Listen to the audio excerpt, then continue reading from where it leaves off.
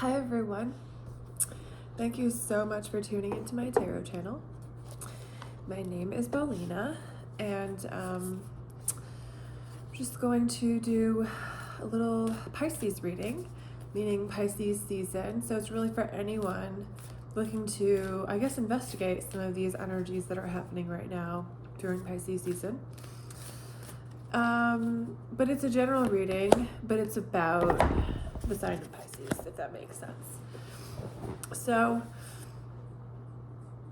I think that Pisces is one of those signs that has sort of a false identity in the zodiac, which is very common, or that there are stereotypes about the sign that have sort of been profligated and created this false narrative or identity, which happens really for most of the signs in different ways. It's almost like the things that are detrimental about them become the theme, or the things that are positive about them become the theme. So some signs get good raps when they have like equally malignant traits as some of the other signs. So Pisces is known as this sort of hippie, freewheeling wild child who has this insight into the cosmos, and also as the bard, as the traveling poet or artist type. But if you've met a Pisces, they're usually incredibly anxious and high-strung, and they're not the most relaxed people. And this is why they are the sign of death and of letting go in a different way than the sign of Scorpio. Scorpio is about the cycle of rebirth and regeneration. And often Scorpios, when one dies in a family, there often be more Scorpios born within that family within a year, because it's a regenerative sign about regeneration and creativity and about being resourceful with what is given, because remember its opposite is Taurus. So Scorpio is about being resourceful with the physical things that are here. So often the universe will find a way to make more Scorpios pop out of a suddenly Scorpio-less family, as the universe hates a void.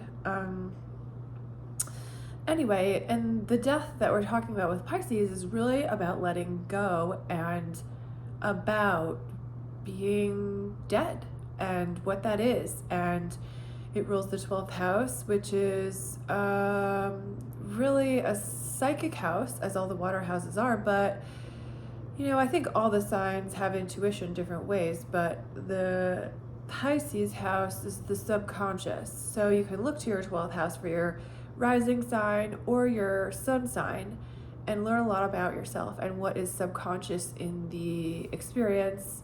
And also it tells us about our past lives, because Pisces is, I guess, about being asleep in a lot of ways.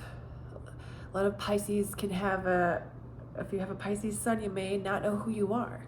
It's almost as if the personality is asleep, which can make some unusual personalities, because it is someone who is taking on the world in a very open way, in a very mutable way.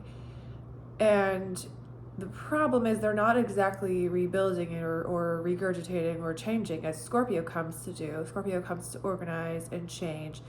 Pisces is here to communicate, according to Linda Goodman. So what Pisces is here to communicate in a sensitive, and I forget the other verbs, adjectives, but there's descriptions of how all the signs do what they do in her book, Love Signs, if you want to check it out, and in Sun Signs. But so Pisces, excuse me, is here to communicate. I'm so sorry. Is here to communicate, and often they can have communication that is subconscious or from the divine or whatever, but usually they're not that aware of it. Some of the other psychic signs might be more aware that they're getting like psychic downloads. Pisces is kind of fusing with the environment. So Steve Jobs was a Pisces, it's the house of sorrows. Remember that. So death is something that they'll all have to deal with. Usually, depending on where it is. If you have a Pisces rising, that will be something that you deal with early in life. Usually, death, interaction with death.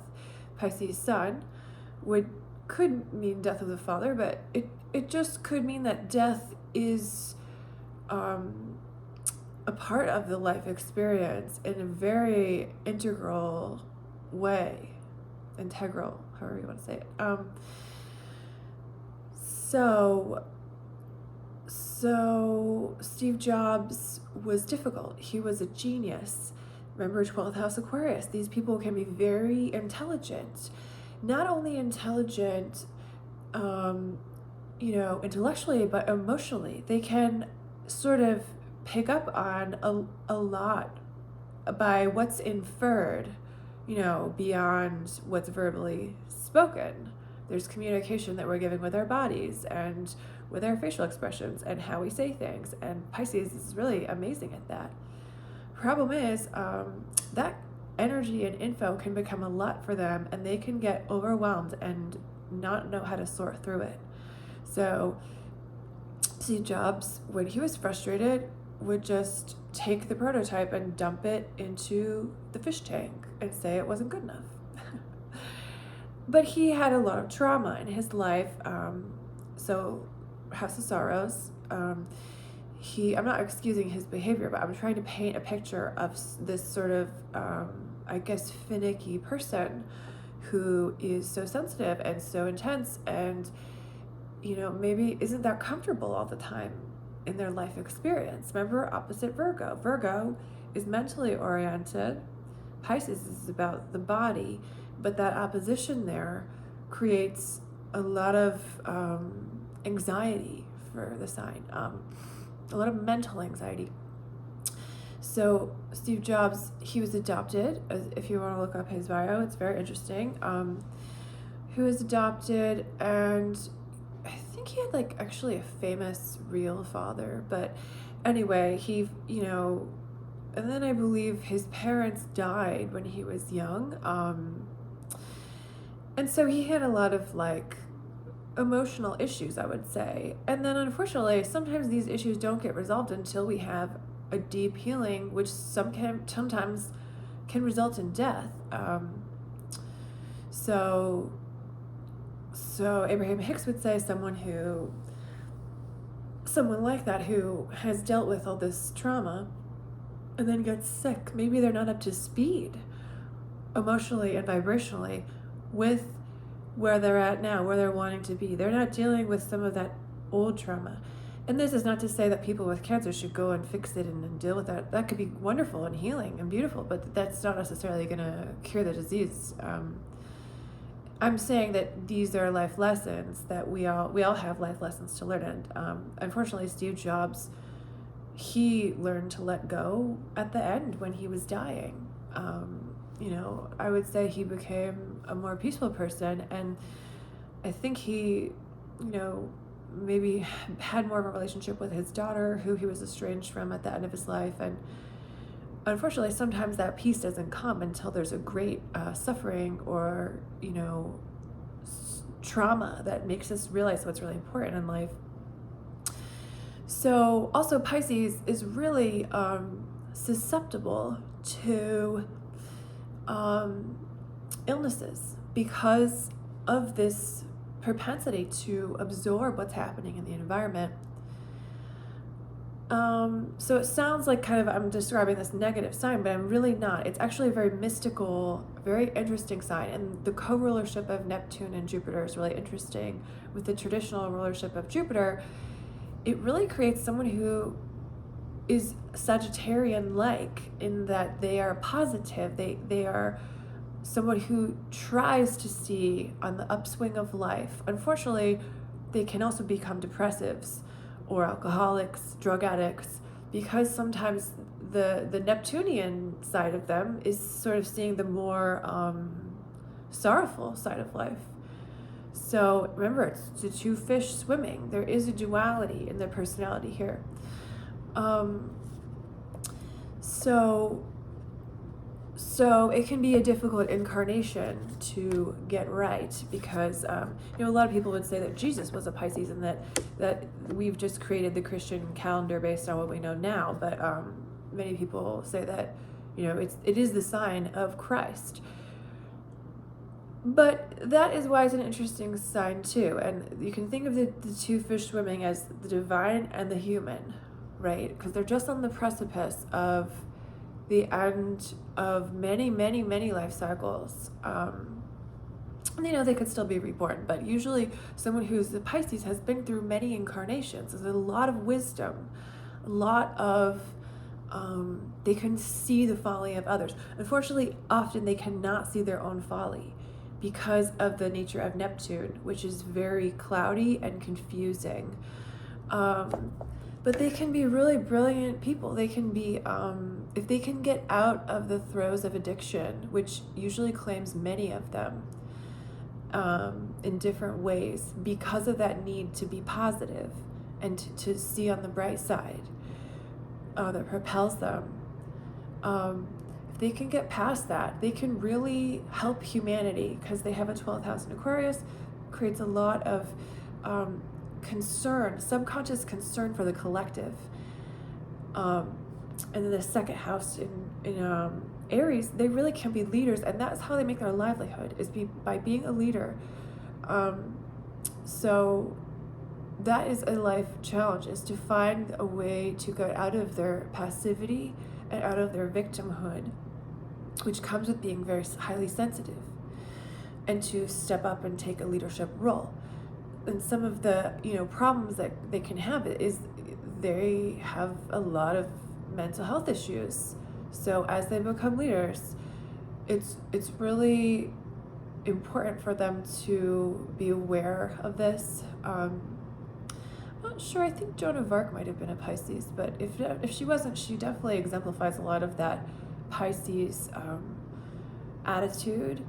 And I think she said something like, I'm not afraid, I was born to do this. And that can be an attitude that Pisces exemplify, that sort of that fearlessness, that bravery, which is being asked of them with the second house in Aries. That bravery to lead, but also to deal with their stuff, and with the stuff of humanity, and with the stuff of being human, before they move on to their next life, and perhaps ascend, as is their dream. That can be one other issue with Pisces. They can be real perfectionists, and they can be snoops and think that they've got everyone figured out, but there's always a blind spot that they do not account for, and true geniuses always account for the blind spot.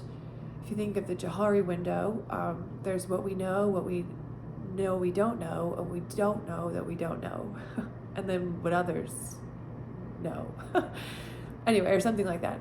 But so anyway, I'm just going to read this card, and then I'll quickly talk again. We got the Mountain reversed from Kim Kranz. It's the Archetypes guidebook.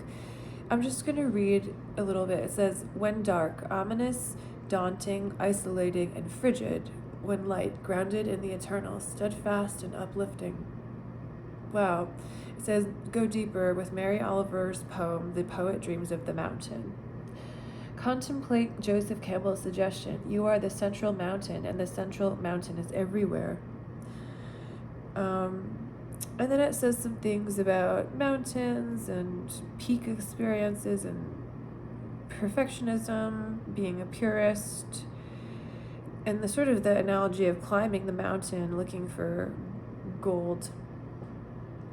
So that understanding of human suffering, and Pisces rules asylums, mental health, but I mean mental hospitals, prisons and just isolation. So often being alone is something that they must contend with.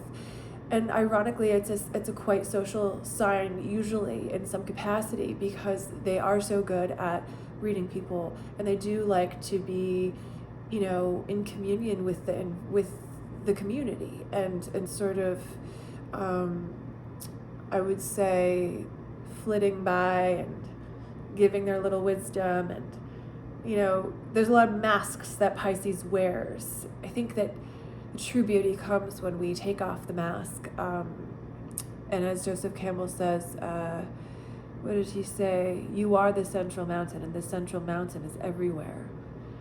So Pisces is learning about form and formlessness, and that infusing with all, we must still love ourselves. And in loving the other, we're still loving ourselves. So if we're not loving other people, we hate ourselves. So that's a big lesson, I think, for Pisces, that as they're climbing this mountain of their goals, their dreams, their peak experiences, and that's the whole reason for them to get high or drunk, is to find a peak experience that they're searching for. They have to remember that it's all just for experience, and there is no end point. There is, because remember, they'll have all the signs below them, so they're going to have that Capricornian lust for achievement, and the Scorpion way of getting resources for those achievements, and the Aquarius genius with speaking, and just all of the things. They have all these things at their fingertips, but what they must remember is that it's all for the love of the game. It's not about who wins or loses.